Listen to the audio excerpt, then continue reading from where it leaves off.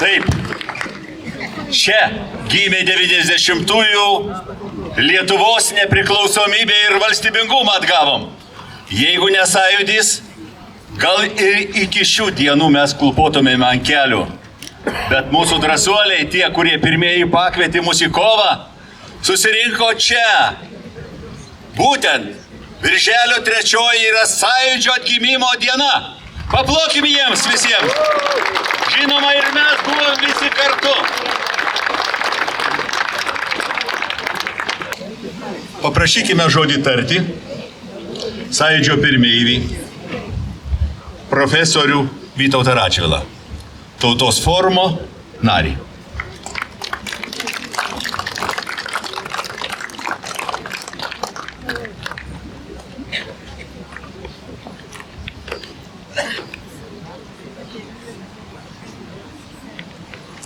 Gerbėmieji,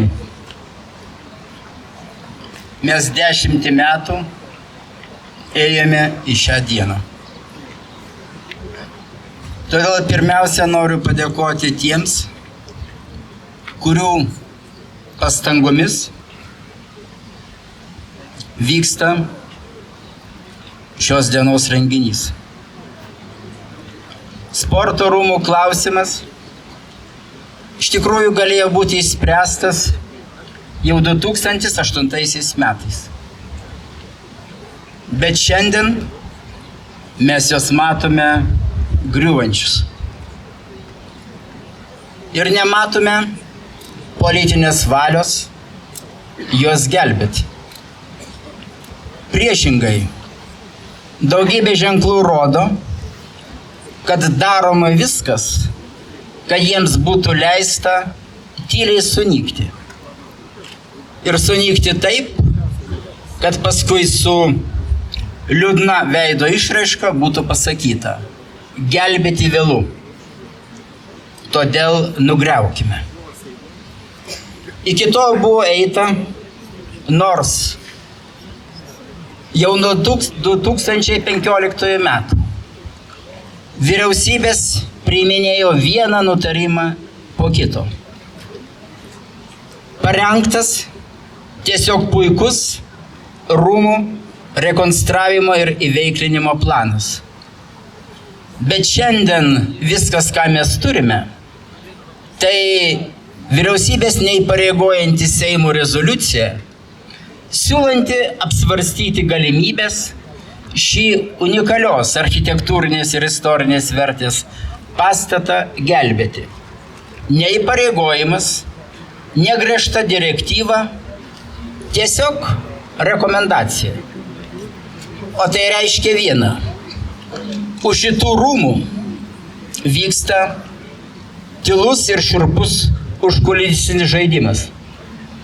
Ir visiškai neabejoju, kad tą pačią dieną, kai būtų pasakyta, kad rūmus dėja tenka nugriauti, mes sužinotume, kad nėra jokių kliučių čia statyti tokius apartamentus, kurie jau stovi šalia.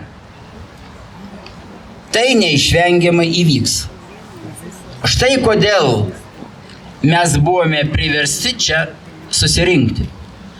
Ir todėl nuoširdžiai dėkoju tiems, kurie tai darė. Ponams Viliui Kavaliauskui ir Henrikui Žukauskui.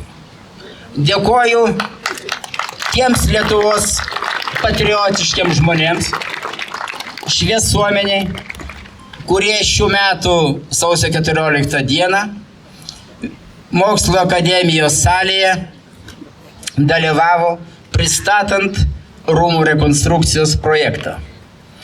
Nemažesnės padėkos yra verti tie, kurie rašėsi laiškus ir kreipimusis į Lietuvos valdžias. Bet deja, ir dar kartą pabrėžiu, aiškaus, tvirto, vienareikšmio įsipareigojimo išgelbėti šitos rūmus nėra ir po šiai dienai. Todėl natūraliai atėjo akimirka, kai paskutinį ir lemiamą žodį privalome tarti mes, Lietuvos piliečiai. Šitie rūmai yra pastatyti už tautos pinigus, Jie mena šlovingiausios mūsų tautos istorijos akimirkus ir todėl jie priklauso mums. O dabar keletą žodžių, kodėl juos tiesiog privalu išsaugoti. Aš čia nekalbėsiu apie šitų rūmų istorinę architektūrinę vertę, apie nuostabų jų rekonstravimo projektą. Bus kas už mane tai pasako dalykiškiau ir kvalifikuočiau. Tai, kad mes susirinkome čia, reiškia, kad mums tai reikia atsakyti į vieną paskutinį klausimą. O kodėl jos reikia gelbėti pačia giliausia ir fundamentaliausia to žodžio prasme? Be abejo, dėl vienintelės priežasties. Galima pastatyti kongresų rūmus, konferencijų didžiulės sales prie Seimo. Galima rasti begalę dingsčių pateisinti šitų rūmų nugravimą.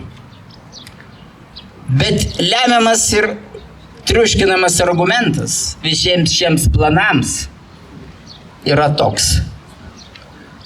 Pastatyti kitus kongreso ar koncertų rūmus kitoje vietoje gali bet kas, net ir okupantas.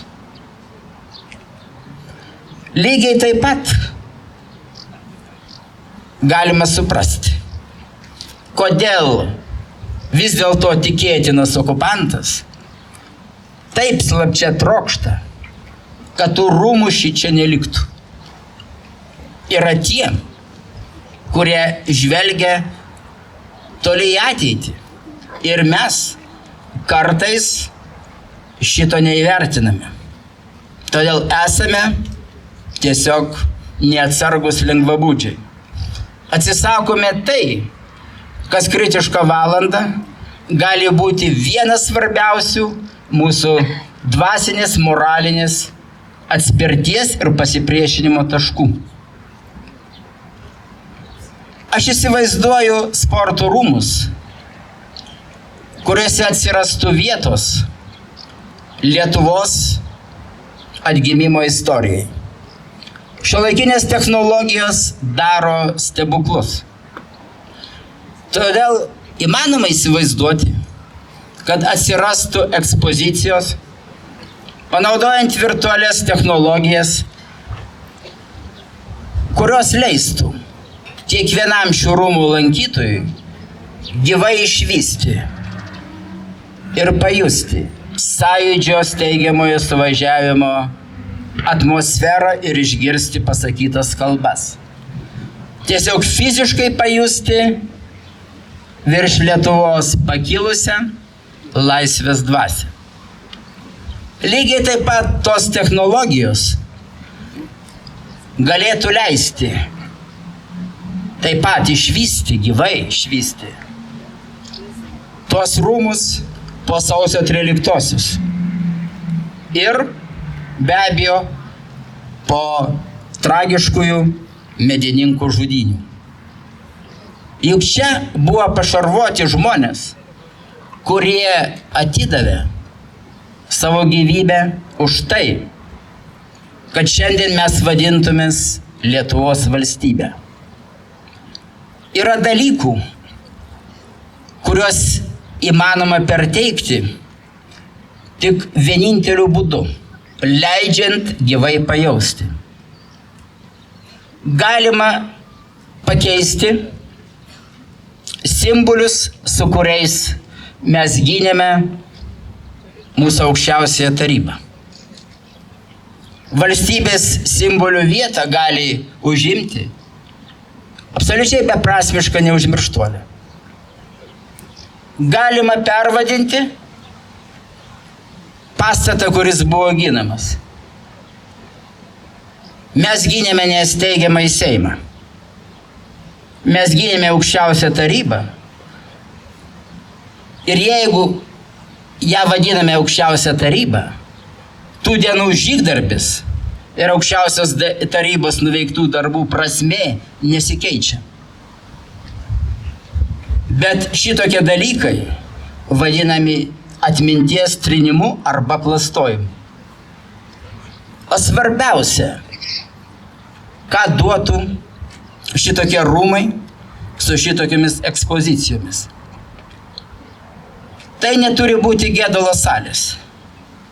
Bet kiekvienas Lietuvos žmogus, ypač būsimasis Lietuvos pilietis, matydamas Sąjūdžio vaizdus, matydamas šitas begalinės žmonių procesijas, kurios ėjo atsisveikinti su televizijos bokšto gynėjais ir medininkų muitininkais, suprastų, kas yra tikroji laisvė. Ateitų supratimas, kad tikroji laisvė, dėl kurios liejamas kraujas ir atiduodamos gyvybės, yra kažkas neišmatuojamai daugiau negu laisvė vedžioti šuniukus Lukiškių aikštėje, negu laisvė, aš tų dalykų nenuvertinu, didžiausia šventė paversti šaltibarščių šventę, netgi negu laisvė klajoti po pasaulį. Tai yra dvasinė, metafizinė politinė laisvė, kuri laiduoja kiekvienai tautai jos savastį. Ir būtent už tokią laisvę miršta žmonės. Niekas nemirs už tas smulkmenas, kurias išvardėjau. Dar sykį pakartosiu. Ir okupantas leis vedžioti šuniukus, šiuolaikinis okupantas leis laisvai išvažiuoti į užsienį. Šitas okupantas leis daryti, ką tik norite. Bet jis draus vienintelį dalyką. Jis draus mūsų trispalvę.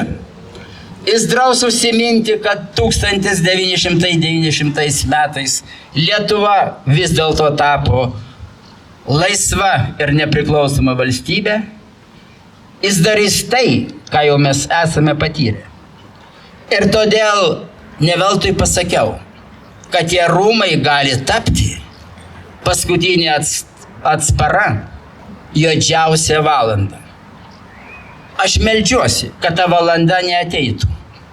Bet kai aš matau, kaip lengvabūdiškai mūsų valdžios prekiauja šitais rūmais, kaip jos klusniai vykdo nežinia iš kur sklindančius reikalavimus, man nebėra aišku, kas iš tikrųjų gintų Lietuvą. Jeigu valdžia negina sporto rūmų, tiesiog mūsų atminties dar palyginti ramiais ir sąlygiškai taikiais laikais, tai kaip jį gintų Lietuvą ištikus didžiausiai bėdai. Dar sykį kartoju, aš Lietuvai, savo tėvynei to nelinkiu.